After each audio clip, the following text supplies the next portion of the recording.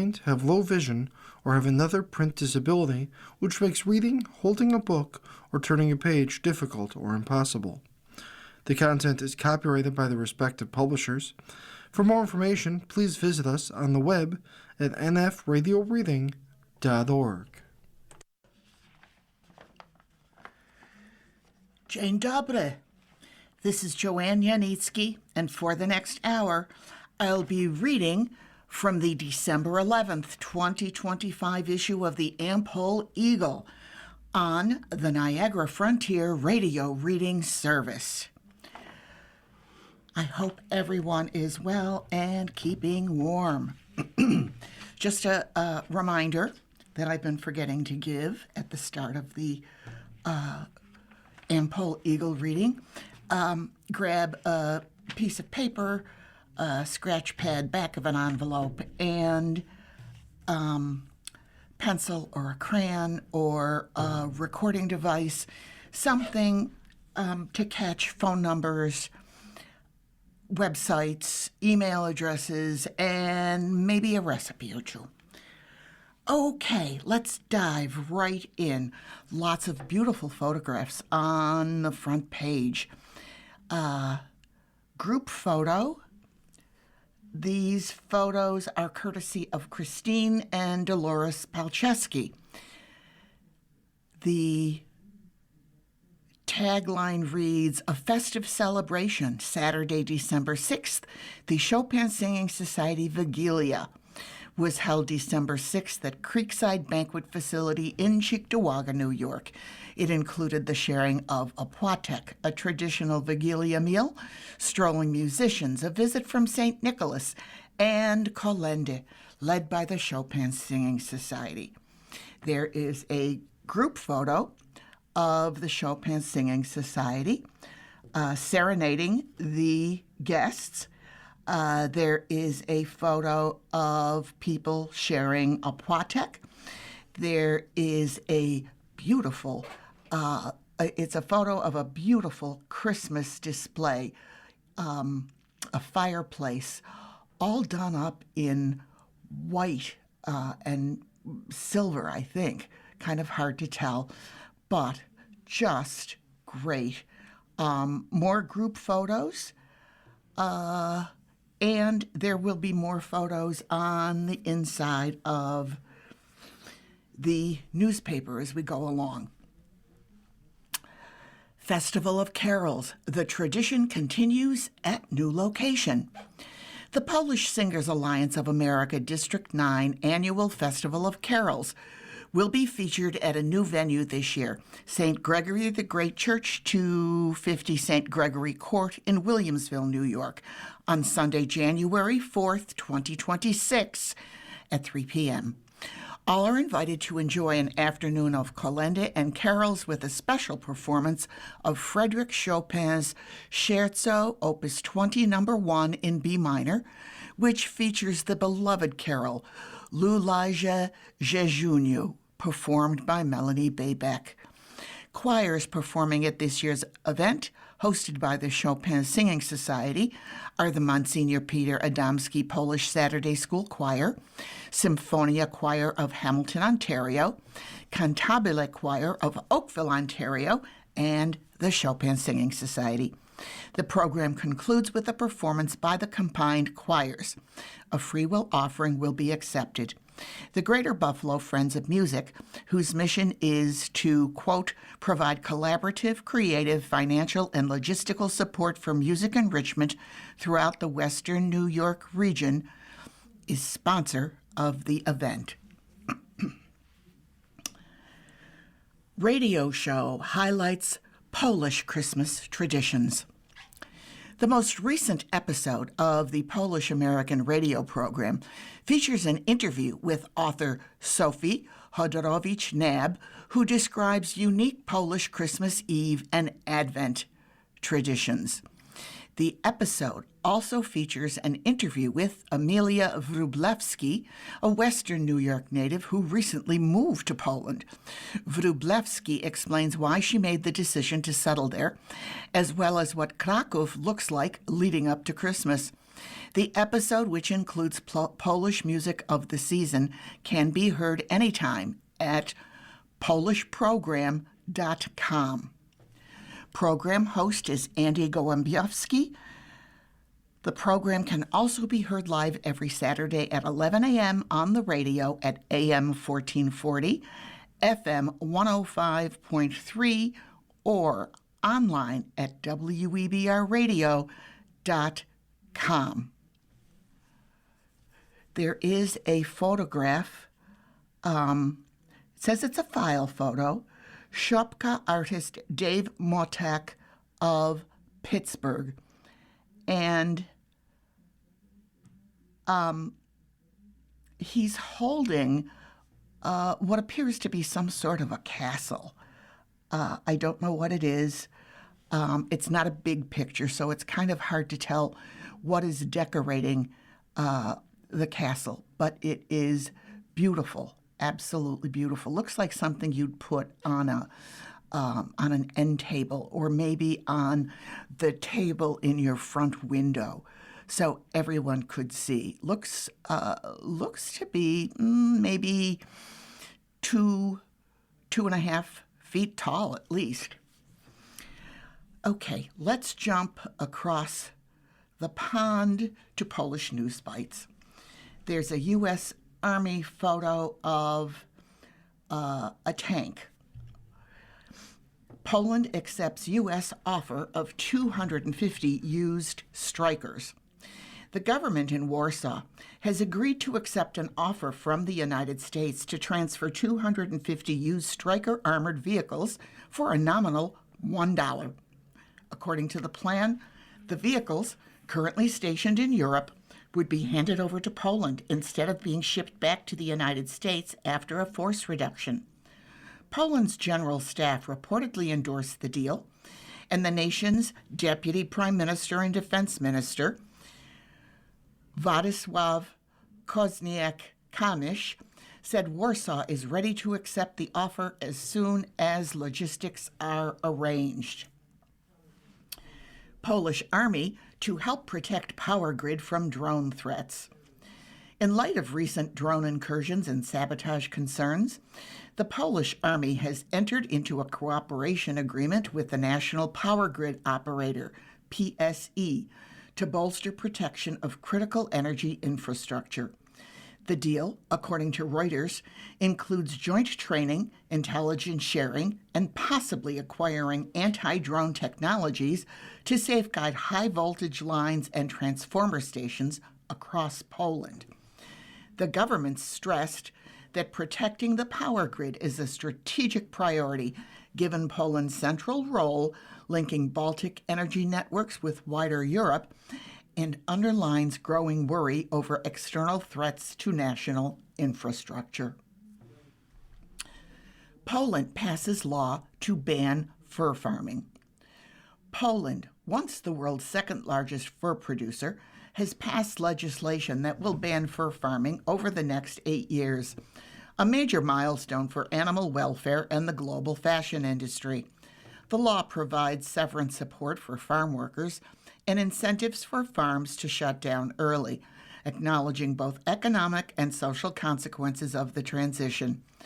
Observers note that Poland's move could accelerate a broader push toward an EU-wide ban on fur farming, reshaping supply chains and signaling a shift in societal values. Polish swimmer sets a new national record. At the 2025 European Short Course Swimming Championships in Lublin, Poland, rising Polish swimmer Justyna Kozan clinched gold in the women's 400-meter individual medley, setting a new national record with a time of 4 minutes, 28.56 seconds. Her time shattered the previous Polish record, held since 2007, and came just days after compatriot Kasia Wasik won the women's 50-meter freestyle event. Polish Christmas cribs. Żłobek, szopka, stajenka, betlejki, jasiołka. This is the best of the late Robert Stribel, Polish Polonian affairs writer. Ever since St. Francis of Assisi pioneered the world's first live nativity scene back in the 13th century, the depiction of Jesus' birth has become an integral part of the world culture. Across Europe, one can encounter a great variety of Christmas cribs ranging from basic to elaborate, traditional to contemporary, from homespun to made-in-China plastic kitsch, all the way to true works of art. But nearly all of them fall into one of two categories. In southern Europe, the Holy Family is portrayed in a stone grotto or cave. That is probably closer to the original shelter in the largely treeless and desert-like Middle East, where wood was too expensive for something as lowly as a sheep shed. But northern Europeans adapted our Savior's birthplace to the kinds of structures they were most familiar with. Hence, usually it took the shape or wooden, often thatched roof, stable, cowshed, or barn. Some of the best-known Polish nativity scenes include permanent nativity depiction. These are usually found in churches in the form of carved wooden altars or those sculpted in marble or other stone. Nativity scenes are also found in paintings, murals, and stained glass windows. Churches named after the Holy Family sometimes have a nativity scene adorning the building's facade. Occasionally, a chapel honoring the Nativity is found on the parish grounds. Szopka krakowska. The Kraków creche, or crib, resembles neither a cave nor a stable. This shimmering cathedral-like structure is a unique urban folk art form, roughly patterned after that city's Kościół Mariacki, or Marian Church. Each year in early December, a crib-making contest is held in Kraków, and the Szopki krakowskie, ranging in size from 2 to 3 inches to 10 feet or more, are displayed in the city's main square. Static nativity scene. This is the traditional and most common type of manger scene, comprising scale or life-size figures of the Holy Family, shepherds, sheep, cow, and donkey. On January 6th, figures of the three kings are added, as the tableau remains up until February 2nd. It is usually displayed at a church's side altar or outdoors on the parish grounds. Smaller versions of this type of manger scene are displayed in Polish homes, often beneath the Christmas tree or on a windowsill. Mechanical moving creche. These have been around since the 19th century and are still popular. Typically, a mechanical device allows small New Testament figures, national heroes, and other outstanding individuals to file past the Holy Family. Sometimes, non-nativity figures such as skiers or skaters, cartoon-style animals, or Disney characters are included as a side attraction for the kiddies. During the Christmas season, many families with children visit such moving tableaux. Living Christmas crib. This form of creche has become extremely popular in Poland. Sometimes only the Christ child is represented by a doll, but a real live infant plays the role when one is available. The remaining figures are all volunteer parishioners. The animals often go beyond the traditional sheep, cattle, and donkeys and include ponies, goats, llamas, rabbits, poultry, and other creatures not mentioned in the Gospel. This fusion of a religion lesson and petting zoo is especially liked by the parents of young children. Portable carolers creche. In the days of widespread house-to-house caroling, 2 carolers would carry a small wooden stable housing a nativity scene and mounted on wooden poles, followed by the traditional star-bearer, angel, devil, grim reaper, King Herod, etc. This was, in effect, a roving nativity play. In addition to kolędy, the kolędnicy would sing songs and recite poems of well-wishing and receive some treats or a few coins in exchange. Nowadays, Polish children's magazines often contain cardboard fold-out cribs, which can also be used when making house-to-house rounds.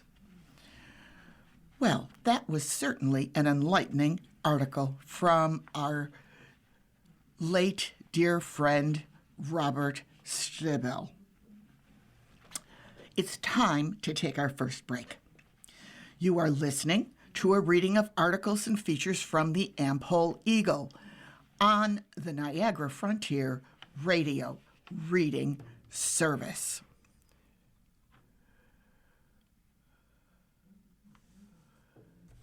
Wittkowski to lead a snowy celebration.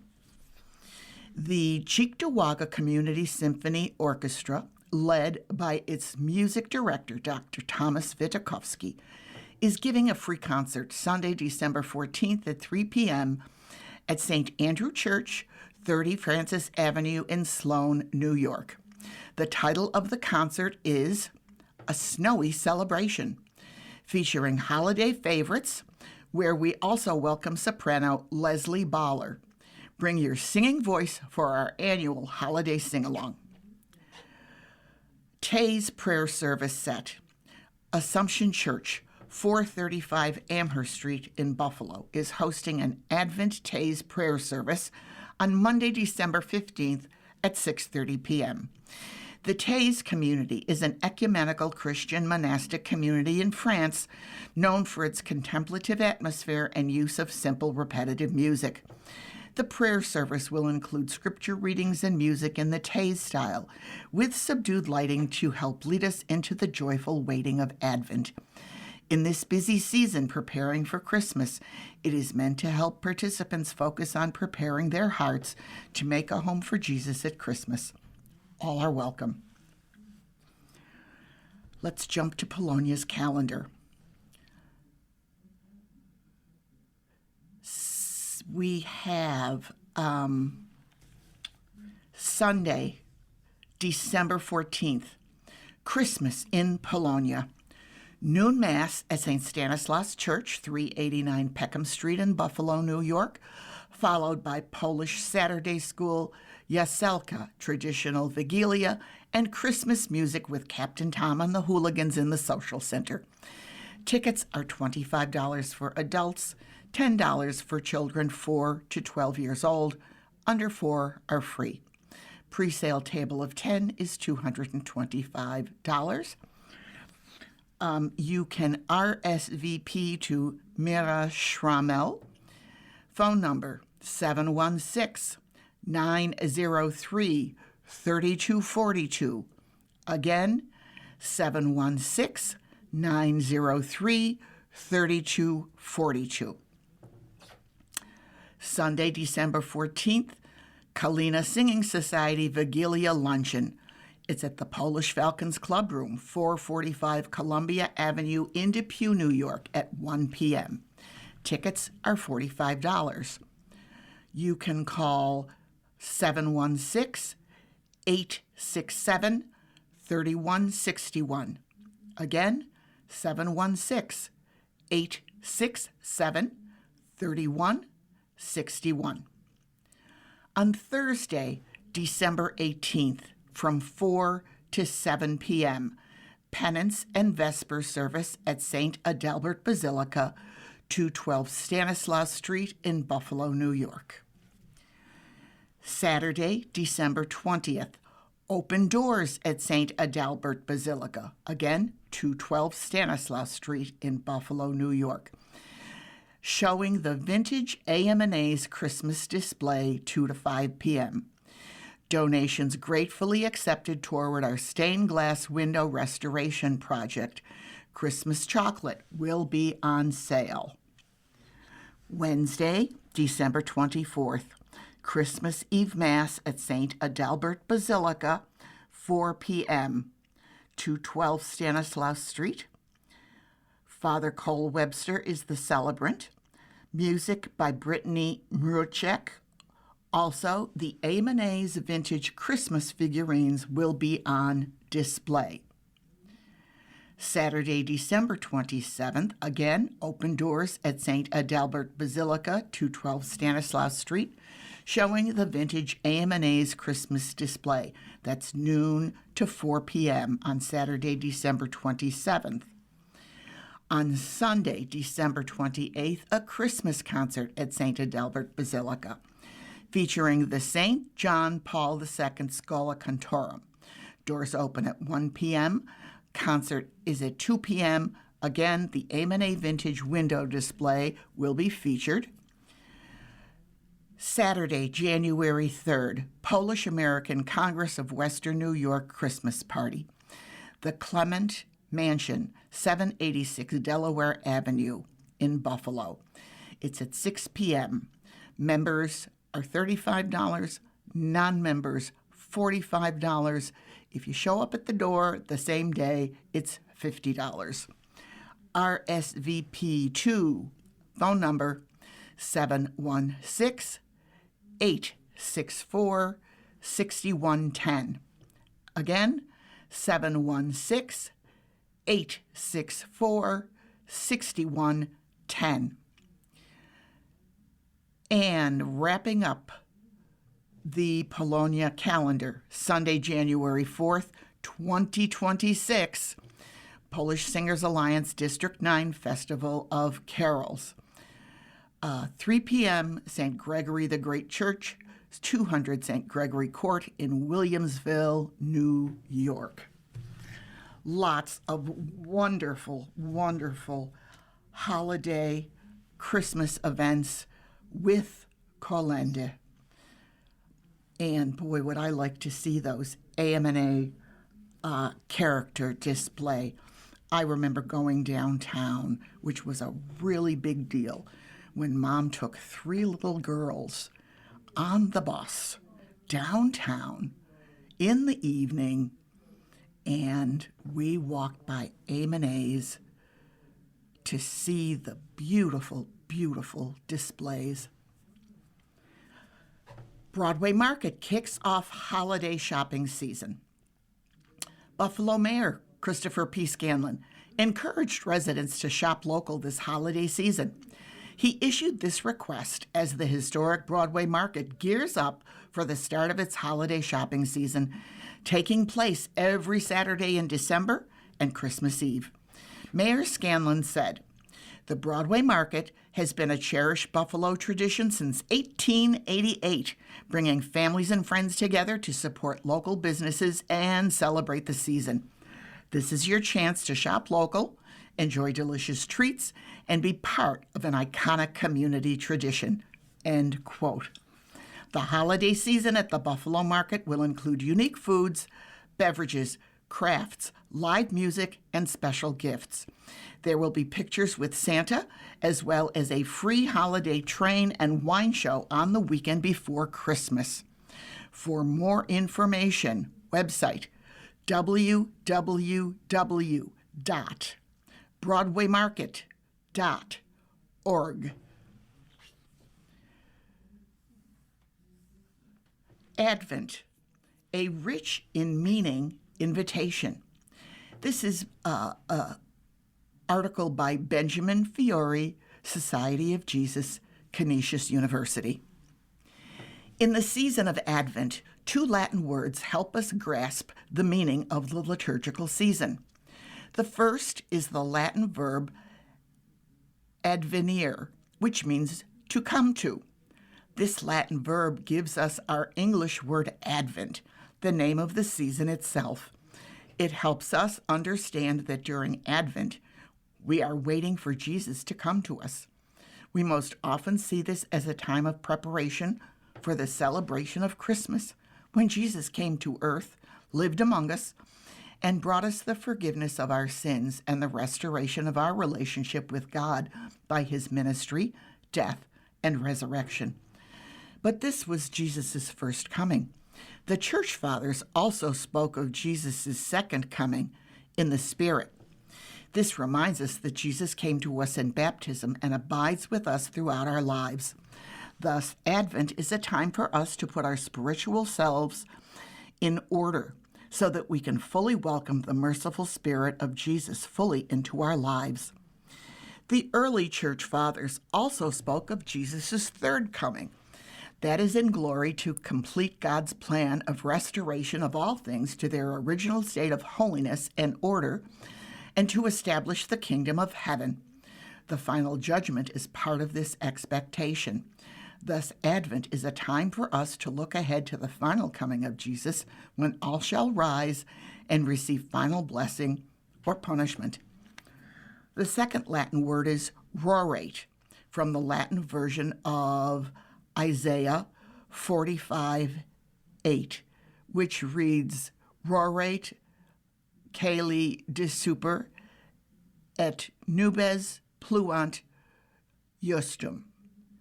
And that translates to, drop down dew, you heavens from above, and let the clouds rain down the just man. This verse is used as the entrance antiphon on the fourth Sunday of Advent and expresses the church's longing for the coming of the Messiah. In Poland, the verse has given rise to rorati masses. These masses are said early in the morning while it is still dark. The congregation lights candles, thus providing the only illumination in the church. This symbolizes the expectation of the faithful for the coming of Jesus, who brings light into the world at his coming, as John's Gospel declares.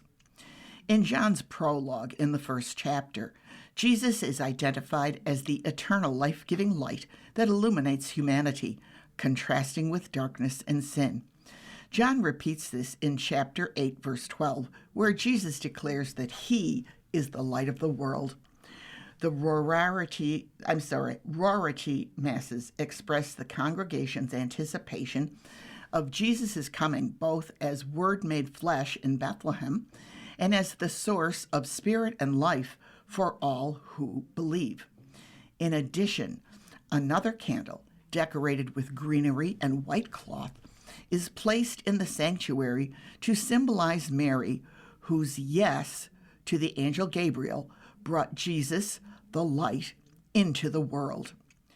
The liturgical season of Advent is therefore one of waiting for the coming of Jesus, the Messiah. The words used in the season are rich in meaning and invite us to deep reflection and prayer.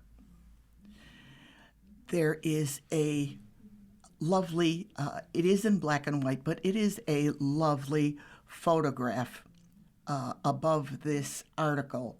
And it's a wreath. It's a Christmas wreath, probably fir, and it's got some ornaments on it. And there are 4 Advent candles lit, reminding us of the 4th Sunday in Advent. The first 3 candles are purple, and you light the first purple candle on the first Sunday in Advent, the second purple candle on the second Sunday in Advent, third on the third Sunday of Advent. The pink one is lit on the 4th Sunday of Advent, because after that is the big day. Let's take our next break. You are listening to a reading of articles and features from the Am-Pol Eagle on the Niagara Frontier Radio Reading Service. We're going to jump to our friend Tom Tadapachki and Tom Talk. Now, I can't wait to see what he's got to say here. The title of this article is Both Loved and Hated, Pigeons Made Their Presence Felt. And there is a photograph of pigeons in Krakow. And boy, there's a lot of them. And I don't know if somebody is feeding them, throwing crumbs down. Not quite sure what's going on in the picture, except that there's a lot of pigeons.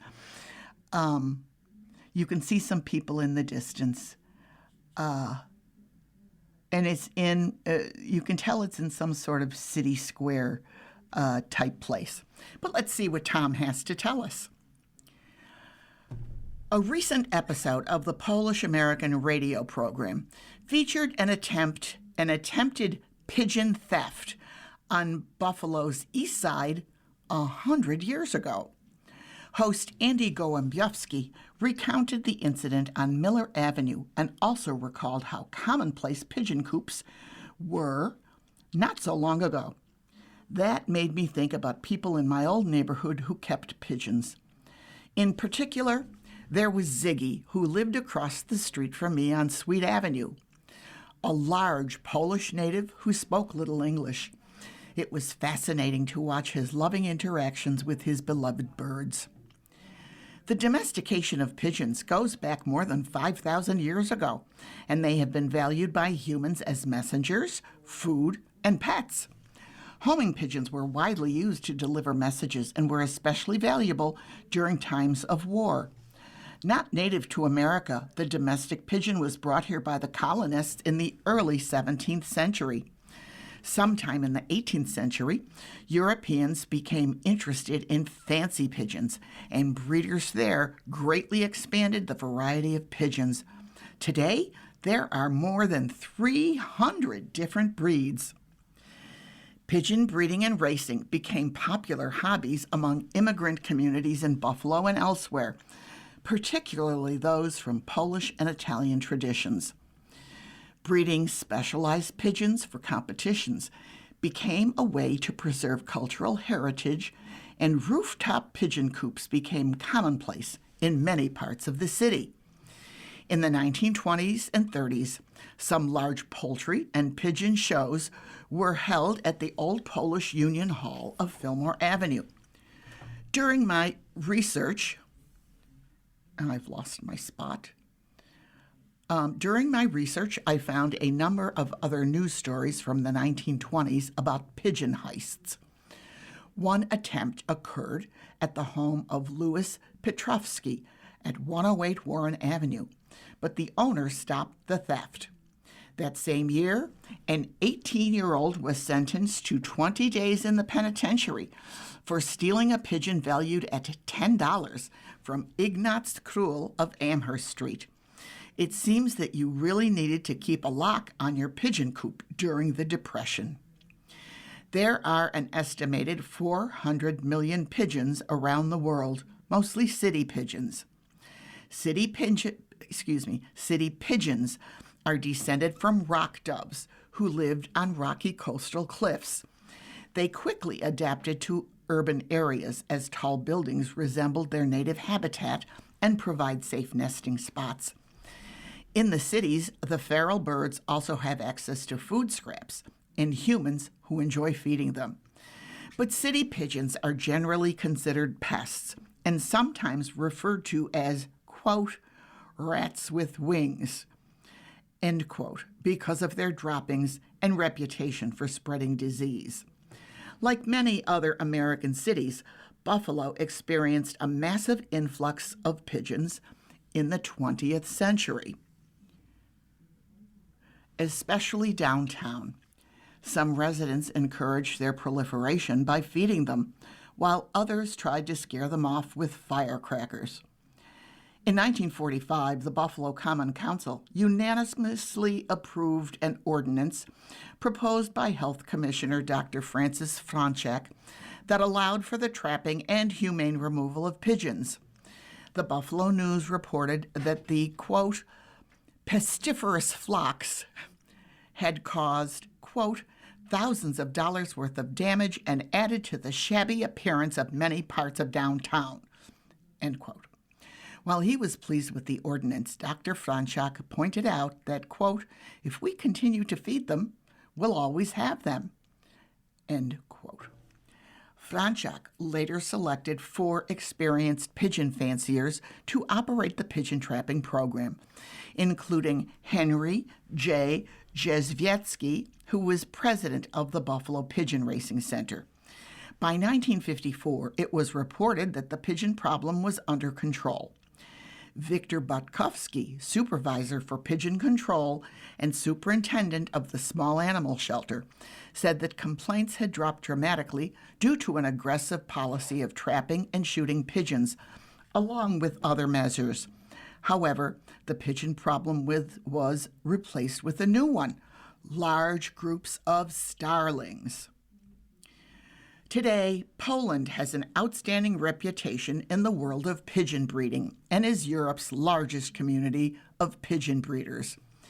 In fact, Edward Krychowiak of Mierzejna, Poland, recently won 2 awards at the 30th European Exhibition of Animals in Slovakia. The organization's website said 5,562 pigeons were registered to compete at the event. Edward's birds were named the most beautiful in the Gauben white-headed pigeon and Szczecin short-beaked pigeon breed categories. A couple of years ago, one of the world's most famous pigeon lovers was photographed as he visited a Polish breeder to buy pigeons. Former world heavyweight boxing champion Mike Tyson went to the small village of Piotnica in northeastern Poland to buy 100 pigeons from a local dealer. Tyson once told People magazine that he owns hundreds, maybe 1,000 pigeons across the United States, and that pigeons were his first friends as a boy. One of the reasons that pigeons are valued in Poland may be because of an ancient legend. The version I heard is that after Prince Henryk IV Probus assumed the throne of Kraków in the 13th century, he wanted to crown himself King of Poland. However, he didn't have the money needed to go to Rome to gain the Pope's support. He then made a deal with an old witch for the needed money. However, when the sorceress appeared at the market square empty-handed, he ordered his army to imprison her. Before they could do that, she transformed the prince's soldiers into pigeons. They then flew up to St. Mary's Church and began to peck out little pieces of brick, which, when dropped to the ground, turned into gold coins. The prince gathered the treasure and made his way to Italy. He never reached Rome, however, because he lost all the money along the way on wine, women, and song. Humiliated, he never returned to Kraków either, while his faithful warriors remained enchanted and awaiting his return. During my time in Poland, I saw large numbers of pigeons in all the town squares, especially the one in Kraków. While pigeons may be looked down upon in some places, they seem to be warmly welcomed there, especially by the young children who fearlessly ran through the large flocks of flapping birds. What a great feature by Tom Tarapaczki. And who knew about pigeons? Boy, I learn a lot reading the Am-Pol Eagle. Okay. Pulaski Association hosts Christmas around the world. 2 photographs. One of a very large decorated Christmas tree with presents underneath it. And one is a photograph of a school hall, church hall, probably a school hall because I see the backboard for the basketball court, and I see a stage in the distance and a scoreboard. But around the room, there are tables set up and Christmas trees, lots of them. I'd have to guess maybe 20. Hard to tell. They're all decorated. So let's see what this is about. Christmas Around the World, sponsored by the General Pulaski Association, continues this weekend at St. Teresa Parish Center, 35 Mineral Springs Road in South Buffalo, New York. On Saturday, December 13th, from 11 a.m. to 9 p.m., it's the Polish Christmas Extravaganza, featuring music by 7 polka band from 1 to 4 p.m., and Hocus Polka's Party from 6 to 9 p.m. Also meet Joyce Karaszewski, Brzezinski, 1964 Pulaski Day Parade Princess from 11 a.m. to 2 p.m. The event includes a full bar, pierogi, sausage flights, mini gołąbki, mini banana breads, and pictures with Santa. On Sunday, December 14th, from noon to 5 p.m., it's off to Italy. The day begins with blessing of the Bambini during St. Teresa's Mass from 11 to 12. Bring baby Jesus from your nativity scene for a special blessing, along with Italian soup, food, and desserts to be announced.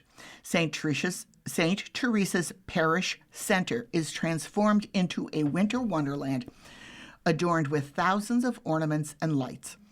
As part of the festivities, the Pulaski Association provides information about each culture and their traditions, along with displays recognizing Hanukkah, Vishakha Puja Day, Ramadan, Eid al-Fitr, Lunar New Year, Diwali, Winter Solstice, St. Lucia Day, and Kwanzaa. A full schedule of Christmas around the world activities through January 4th can be found at website generalpulaski.com. I have to say, I used to live not far from St. Teresa's, and I'd love to see these trees and maybe check out some sausage flights, and even have my picture taken with Santa, and go back on Sunday for some of that Italian soup. I love Italian wedding soup, and hopefully they would have cuccidati, those wonderful fig-filled Italian cookies that are made for Christmas. Oh, I love those. Okay, so many things to do. Let's see.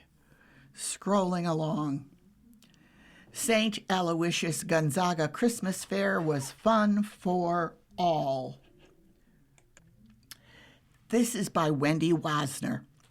The gym at St. Aloysius Gonzaga Parish in Cheektowaga was filled December 6th with Christmas time as folks attended the Christmas fair. It was impressive to see the number of booths set up for those to try their luck on winning toys, stuffed animals, Christmas-themed items, throws, and much more. There was even an opportunity to try to win a turkey or ham. The bake sale featured grape pies, coffee cakes, cookies, and other delicious treats. Santa Claus visited with the young ones to find out what they wished to receive from Santa this year.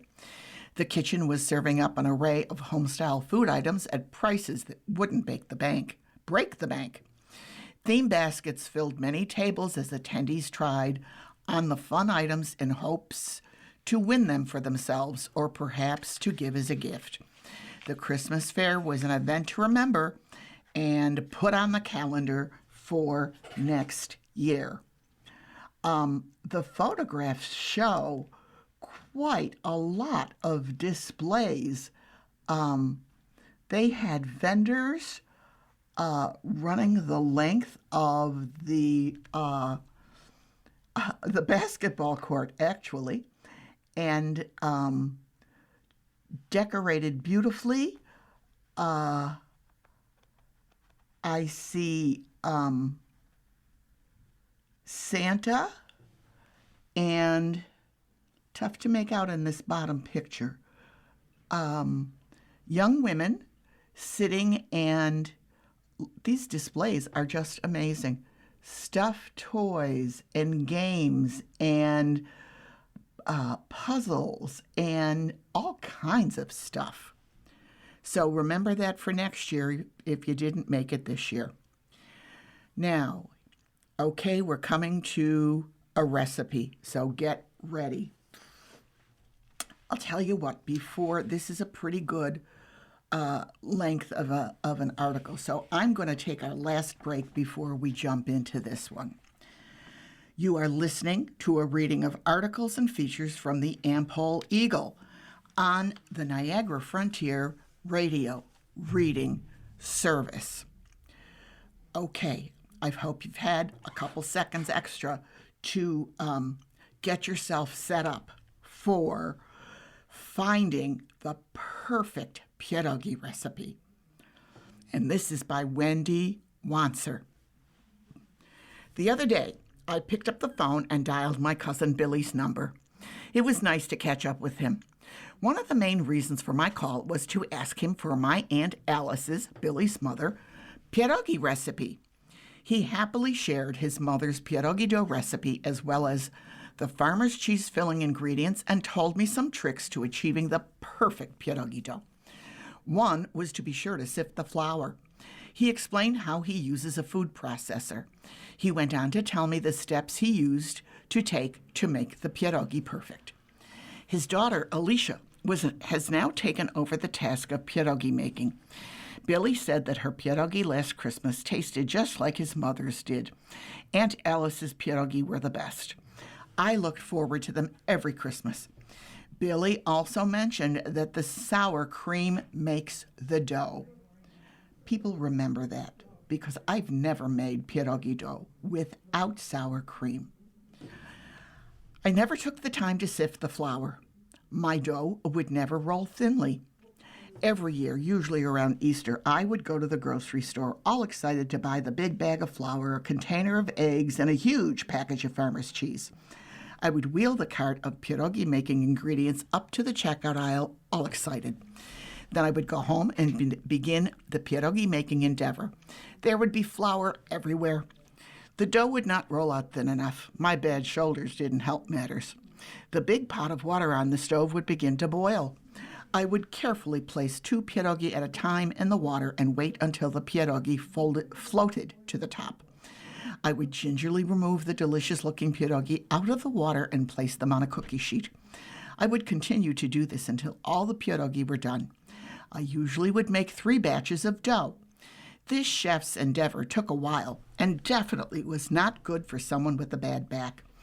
Eventually, I would be sitting in front of a plate full of a couple mouth-watering farmer's cheese-filled pierogi that I had just sautéed in butter with some black pepper and parsley flakes along with chopped onion. I would take my first bite of a pirog, which was delicious even though the dough was way too thick. I then had the daunting task of cleaning up the kitchen. Dishes were never my favorite chore. I never met pierogi that I did not like throughout the years. And I have tried many brands. Some were locally made and others came from a box in the freezer section of the store. One thing pierogi sure do is take me back in time to the Christmas meal from long ago that I wish was still taking place today. I think now I have the best pierogi recipe. I just need time, patience, and courage to undertake the art of pierogi making and see if the pierogi creation will come close to my Aunt Alice's pierogi. If not, I may have to resort to buying them made already once and for all. Okay, we're going to start with the pierogi recipe, the dough ingredients. 2 cups of flour, 1 large egg, half a cup sour cream, half a cup unsalted softened butter. So you sift 2 cups of flour into a bowl. You add in 1 large egg and combine. You work in a half a cup unsalted softened butter and a half a cup sour cream until the dough comes together in a slightly sticky ball. Knead dough until smooth. Wrap dough in plastic wrap. Refrigerate for 1 hour. Next is the farmer's cheese filling. So, 1 pound of farmer's cheese, 1 beaten egg, plus 1 egg yolk, a half a cup of powdered sugar. Mix all ingredients in a bowl, cover with plastic wrap, place in refrigerator until ready to fill the dough. Using plenty of flour, Roll out dough and cut into large circles using a coffee mug or a glass.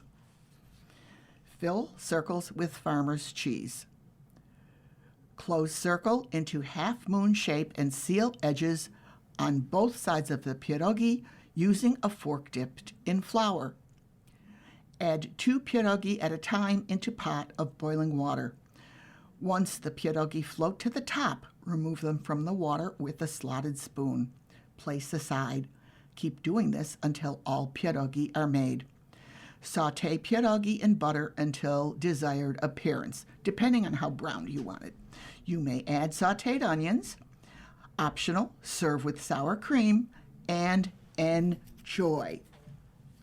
So this is your reader who has made many, many pierogi. My recipe for the dough calls for 5 or 6 cups of flour, so it's a much bigger recipe. But what our recipe does, you mix the eggs and the sour cream together, and you melt the butter, and you eventually add the butter in as well. So you've got, and I do it in a Pyrex measuring cup. So you mix the butter and the sour cream and the egg together. And then you pour that into the dough. That gives you more liquid to work with than just adding 1 large egg. And my sister is the chief chef for making farmer's cheese filling. She basically puts in everything that is in Wendy's or Aunt Alice's recipe here, and but she puts in cinnamon and probably a little more sugar. Hers are on the sweet side, but they're cinnamon and sugar. And if you like cinnamon, which my family does, they are just delicious. So, making pierogi is not difficult. Another thing, we don't refrigerate the dough after we make it. It's nice and soft and pretty easy to roll out in the beginning. It's after multiple rollouts that you just kind of give up and maybe make some kind of kluski or dumplings from it. But if you don't refrigerate it, it's a nice soft dough that's pretty easy to roll out thin. Get a nice thin, not too, you don't want it see-through, because then your filling is going to burst out in that boiling pot and make another mess to clean up. So I hope the recipe serves you well and the tips for making pierogi. If you're going to do potato pierogi, which is another favorite, I always make my pierogi potato filling the night before. It shortens your pierogi making day, and it gives the potatoes time to cool down because you don't want to put hot potatoes on that soft, buttery dough. And so you make your mashed potato filling, and whether you want to mix it with farmer's cheese or with cheddar cheese or American cheese, or you want to put sautéed onions in it, or you want to put sautéed bacon in it, whatever your family likes in their pierogi. And maybe you can even be a little experimental and come up with some other ideas. Maybe some chives for like a baked potato pierogi. Who knows? You might like it. So I'm done. Those are my final tips for pierogi making. And now I have to think about when I'm going to make my Christmas pierogi. We have a few more minutes, so let's go to Polkas on Tap. We have, let's see here. This evening, Saturday, December 13th, Christmas Around the World, from 6 to 9 p.m. tonight, Hocus Pocus will be playing polkas, and there's free admission at the St. Teresa's Roman Catholic Church Parish Center, 33 Mineral Springs in South Buffalo, New York. Food, beer, and wine available for purchase. Also, this evening, Polka Boosters Christmas Party at Depew Polish Falcons, 445 Columbia Avenue in Depew, from 5:30 to 10:30 p.m.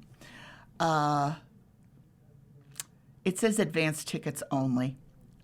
If you really want to go, maybe you can talk your way in. But New Direction Band is playing.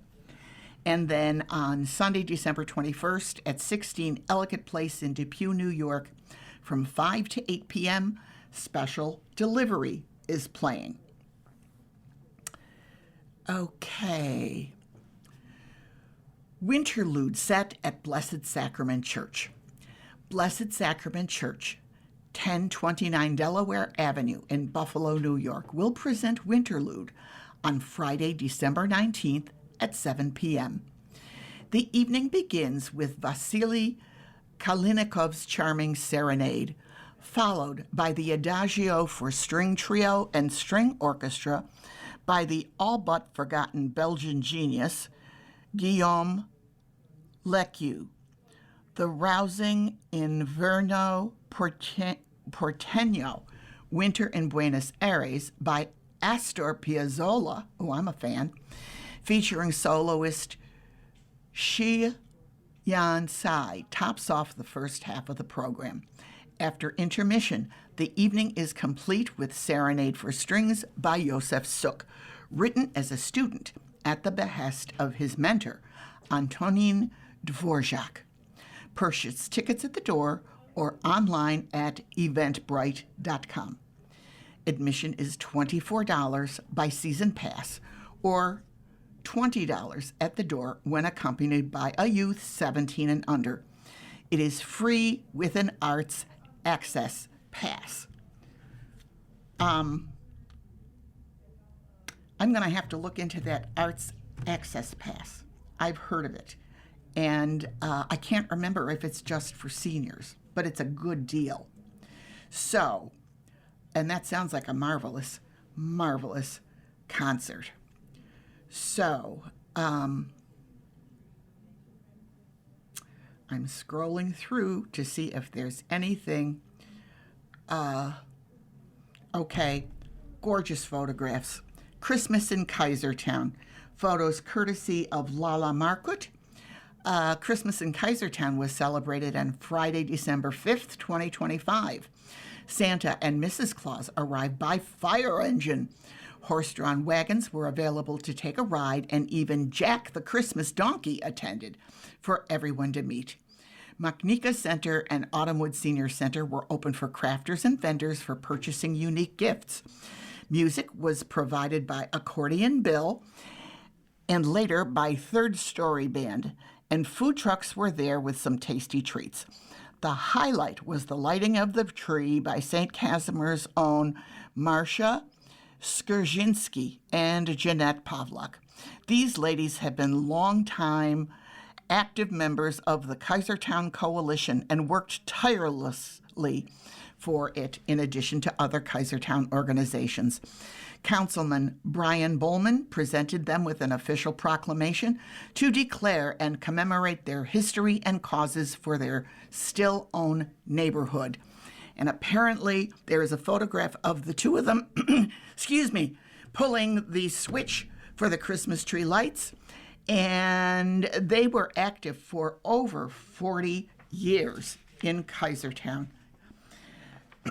Time to wrap it up.